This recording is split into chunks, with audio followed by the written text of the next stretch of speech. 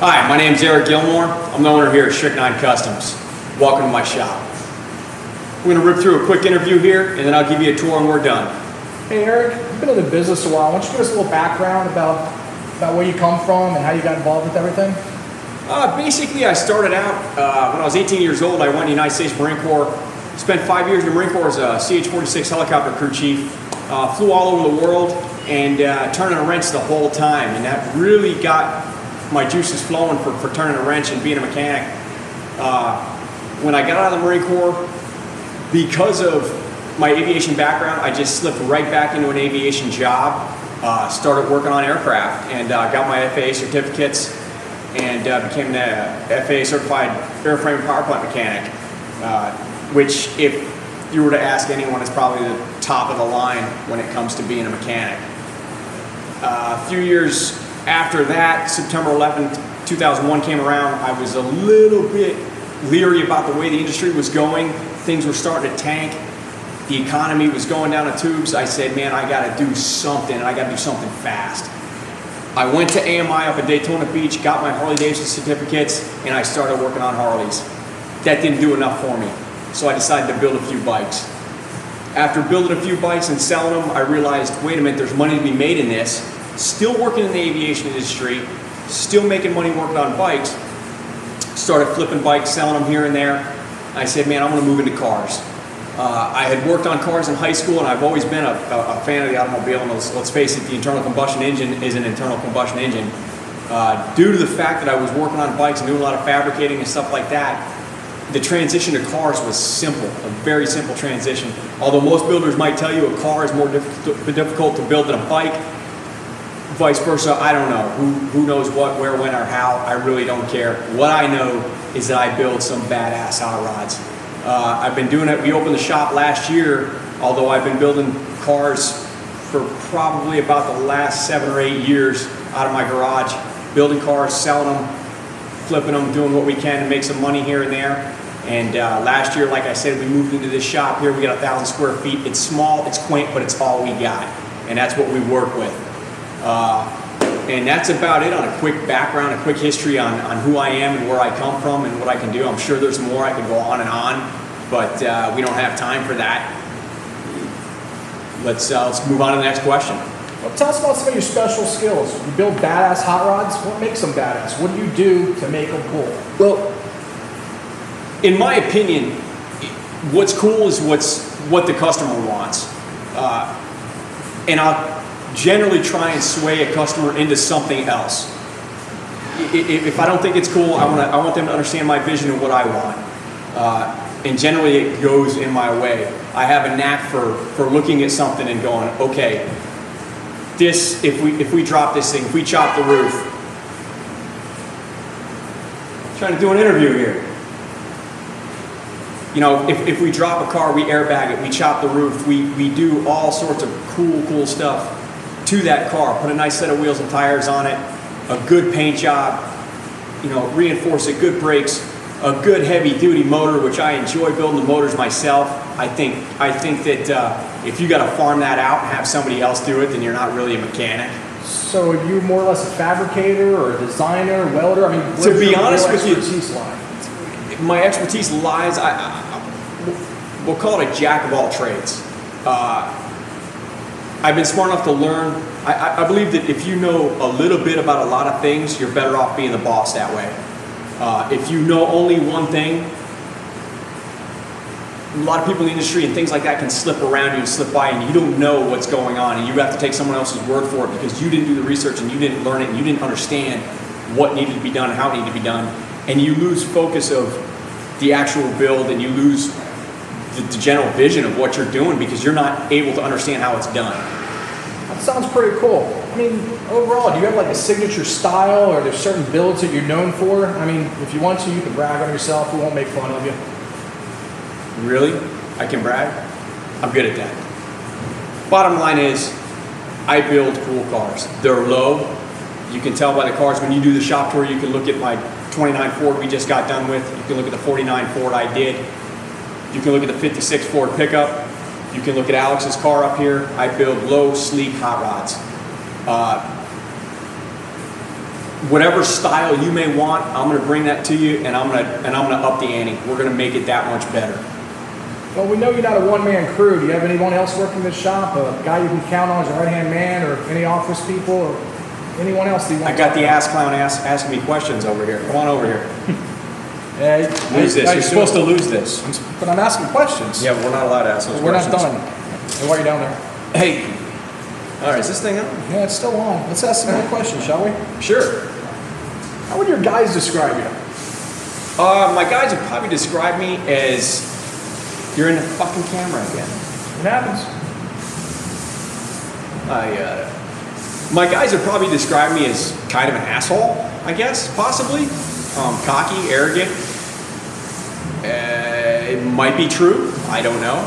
That's another person's opinion, how they would describe me. I don't think I'm cocky because, Kid Rock said it best, you ain't cocky if you can back it up.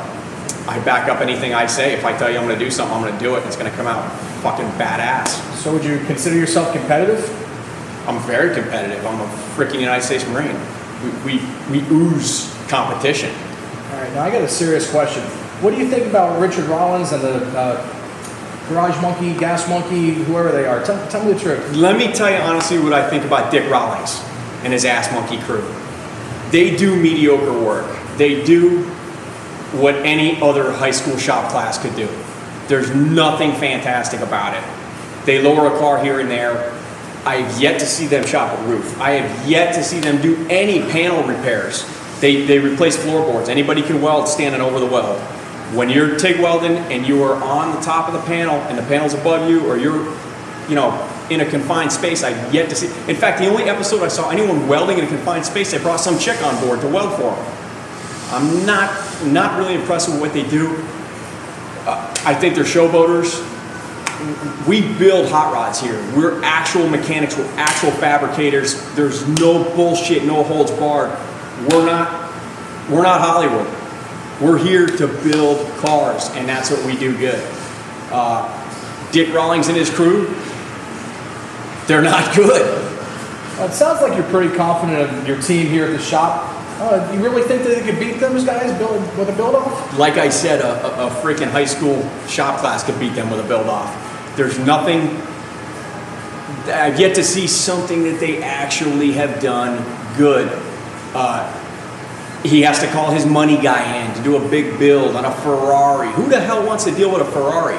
Are you stupid? He loses his ass at every auction he goes to because he doesn't think through anything that he's doing. He doesn't put a reserve price on stuff that's asinine. And by the way, Stric-Nine and Ass Monkey. Stric-Nine and Ass Monkey is asinine. So all in all, you just hands down going to win this one. Let me ask you though, if you were doing a build, let's say it's a 1960 to 63 muscle car in, let's say, 8 weeks. What do you think about that? The 8-week build time doesn't really bother me at all. So you can work well under the pressure like that? No pressure at all to do something in 8 weeks. We've done that before. We can do it again over and over and over again. It just means that there's 24 hours in a day. That just means that all my guys got to work more hours. That's all that means, including me. I want to go along with that too. Not to bash the fucking guy too much, but while his crew works at night, I'm talking about Dick Rawlings there, while his crew is up all night working, he's off at the bar drinking beer, okay? I'm here with my crew. Anytime my crew's working, I'm here with them working. I'm in the trenches with them. I've got good values like that. That's the way it is. You work, you work, you work. This guy's off at the fucking bar doing whatever, flamboyant, wearing his fucking girly scarf. Who knows? Girls wear scarves, not men.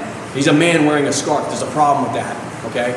Now, as far as a 60 to 63 muscle car, any hot rodder will tell you that the muscle car era is basically is in the late 60s, early 70s. The actual muscle car, a lot of people say the first muscle car was 1949 Oldsmobile Rocket 88 motor when they dropped in an overhead valve motor into an Oldsmobile, and boom, we got 135 horsepower, and they're bashing all those 100 horsepower flatheads. So to kind of put it from a 1960 to 63, those were the shittiest years to do. There's not really a lot of power to rate ratio muscle cars there. it's not a good year to do. But like I said, we can build anything and we can make it look cool and make it go fast. So once you start this 8-week build, do you see any potential challenges? The only challenge that I have in my shop is the size of the shop. We're limited to 1,000 square feet. We do a lot of pushing vehicles around, moving stuff around. One vehicle comes out, one comes in. We stack stuff like you can see. We have to stack stuff later on to make room in here. We're limited in size. That's the only thing that I can foresee as being a problem. As far as getting it done in an 8-week time and making it a badass ride, that's fucking easy. Speaking of badass rides, we've seen some of your work. Any awards or any car shows you're proud of? We're relatively new in the industry. As far as awards go, I could give a rat's ass if I ever got a fucking trophy. I really don't care. It's what I think the car looks like and what I think is badass. And somebody's gonna tell me, hey, that's a cool car. That's the best feeling in the world when you're ripping down the road in your hot rod and somebody goes, hey, that's a badass car. You know it, you built it. Somebody else didn't build it for you, you built it. And you know what? You're gonna sell that car to that person or someone that he may know.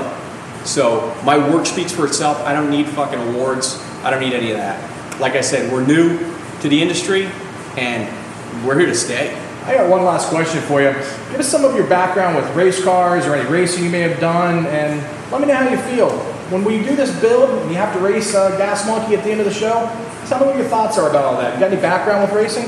I don't have any background on racing other than running from the cops when they're chasing me. I've gotten away quite a few times. It's important. It's probably not important to run from them, but if you have to, run. Just kidding anyway. Dustin, my right-hand man here, good old Dusty, he's got a little bit of a racing background doing some circle track racing back in the 90s. And he could probably talk to you more on that, and we'll probably move right into his interview on that question. All right, thanks, Eric, for your time. Hi, I'm Dustin Perdue. I work here at the illustrious Stric-Nine Customs in Fort Lauderdale, Florida. Known Eric for, God, it seems like forever, even though it's really only been about 3 years. I've actually known his girlfriend, 5 years? 5 years. 5 years. I actually know his girlfriend a lot longer. That's another story. But anyhow, we'll talk about that later. Basically, I've been into fast cars my whole life, loving the hot rods. When I was 16, I started my first car as a 68 Mustang. It's pretty much a piece of crap when I got it, and then once I started working on it, it was just a bigger piece of crap because I had no clue what I was doing. But trial and error through the years, I learned body work, engine work, design, some fabrication. It all comes together. I had a lot of fun with the car when I was in high school. Didn't get me the chicks like I thought it would, but you know, I'm still trying on that. Basically, when I'm working on cars, I like the pre-62 period correct type of customs. Like to keep them fast, gotta keep them kind of in style with the period of the day. Old school kind of thinking. I mean, I'm a younger guy, I wasn't around back then, but that's the kind of thought process when I look at a car is to get it going with an old school style. Hey, what do you think about Richard Rawlings and the Gas Monkey builds that he does? Ooh, Gas Monkey! Next on Fartin' Loud! It's pretty much all I hear when I see the show. Okay, all right. Tell me why you think that us here at Stric-Nine would win a build-off against them. Because we actually build cars. We don't just swap out parts or roll it off a trailer and put gas in it and try to sell it. We actually build things. Now you take a look at the car behind us. From the ground up, we've been working on it, built the frame, rebuilt the motor, chopped the top. I mean, basically, when you build a car, you actually build a car. You don't just swap out suspension parts and call it done. So based on just that knowledge there, that we know we're good, we know we build cool cars, we're gonna beat them hands down. So rumor has it towards the end of this whole build, we'll have to race the car against the Ass Monkey crew. How do you feel about that? I have no problems with that. I mean, I used to race circle track. We used to have a track local down in Hialeah back in the 90s, early 2000s. I used to race there. Once we did all of that, I got in, once I closed the track, I actually got into road courses. Was loving that for a while, won some trophies in that. Actually, what I'm thinking about, when we do this build, when we have our car and they have their car done, I think he set some record, coast to coast, something, I don't know what it was, 31 hours or something. We want to take our car, go against him with his car, and break that record. basically when it comes to racing, I think I'm the guy that should be behind the wheel of the car because I pretty much know what I'm doing. Whoa. Stop right there. Stop right there. I'm going to drive the car. Stop. Zero. Stop. Bottom line is, it's my shop. I'm the boss. I drive the car. Let's face it. Why should you get to drive? Power to weight ratio. I'm streamlined. We're going to go right back on to that's how you pick up chicks. All right, you got me on that one. I do. All right.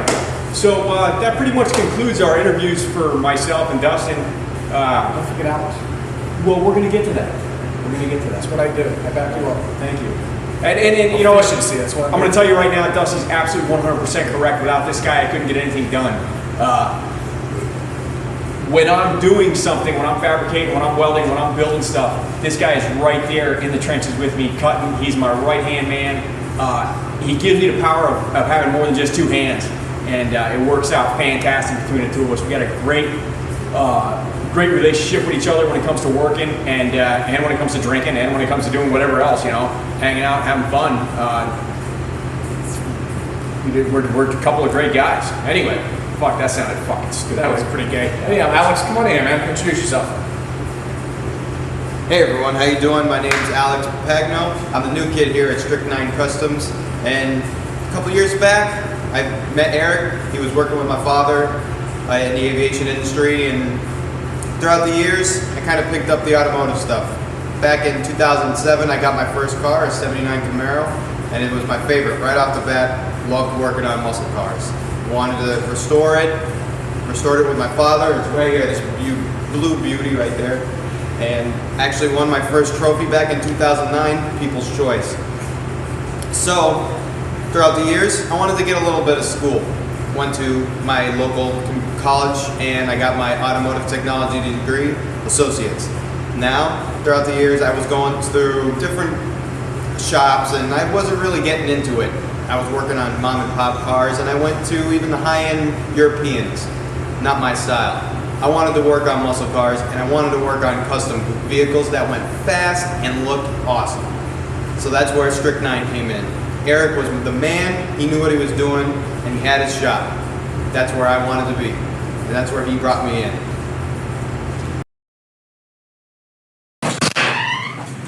Hey guys, come on in. I'm just checking out the old interweb, looking at some prices on some parts. My name's Melissa. The guys call me Candy Carburetor. Whenever they need anything administrative, they come to me. All right, how you doing? Back again. We'll show you the shop real quick. My bike's missing a saddlebag right now, no big deal. Got it in paint. Speaking of paint, real quick, here's the paint booth. We got a car in paint right now being done.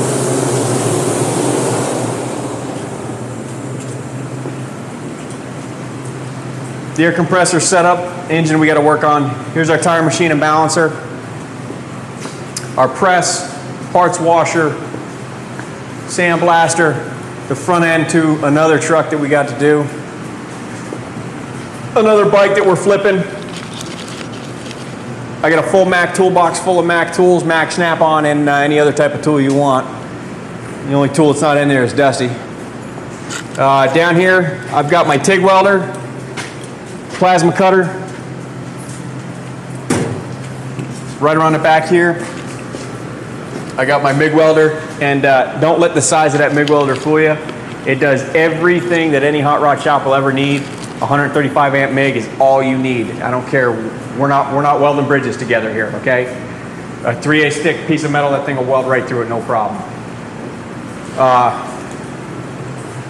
We're real small, we're real limited for space. We like to store a lot of stuff up top here. We've got a lot of parts sitting up here, and there's an absolutely ginormous part up here that is near and dear to my heart. It's a tail section of one of my old airplanes, and I actually made that. It was a bar in my backyard at one time. That's why it's got the wood trim on the front, and it was a pretty cool piece. I got some pics of that if you're interested. Moving on over here, this is our current build that we're doing right now. This is a 29 Ford Model A sedan. We chopped 6 inches out of the roof. We channeled 4 inches off the frame, slammed it to the ground, we airbagged it. It's got a Chevy 350 with a high-rise intake, thumper cam, It goes fast. We stuck a 49 Ford dash. I cut 18 inches out of the center of a 49 Ford dash and welded it in there, cut a few triangular pieces, cut, chopped, you know, whatever we had to do to make it fit, and it fit, and it looks pretty damn badass. And that's what building hot rods is about.